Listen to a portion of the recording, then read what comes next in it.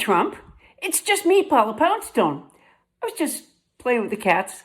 I bring an extra pair of underwear in my carry-on bag because once when I was working in Chattanooga for a week, my suitcase didn't come up at the baggage claim. And after a couple of days, they tracked it to Hawaii. I had always hoped my suitcase and I would go to Hawaii together. Anyway, an extra pair of underwear in your carry-on bag is always nice to have. And that's what I want to talk to you about.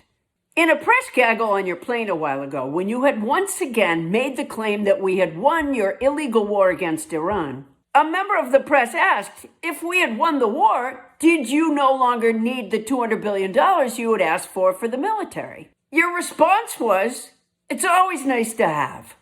You know I've always liked you, Donald, but I don't think I've ever agreed with you more. It is always nice to have $200 billion. Really, it's the nicest. I've often said that. Given that it's the taxpayers' money and not yours, by the way, it would be especially nice if it didn't end up in some Trump account or in Melania's sacred underwear drawer or slip between Ivana's ribs. Hey, let me ask you something.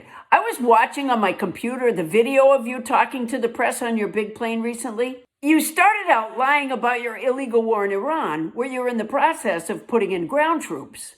I looked away from the screen for a second, and when I looked back, you were holding up posters of your ridiculous ballroom. How did you get from the topic of putting our sons and daughters in grave danger in an illegal war that never should have been to talking about your ballroom? And you had your posters right there. If you were flying commercially, you would have had to check those. In fact, if you were flying commercially, you might still be in the TSA line. I've heard it theorized that Tom Homan has recruited the softer-looking ICE agents for this airport assignment.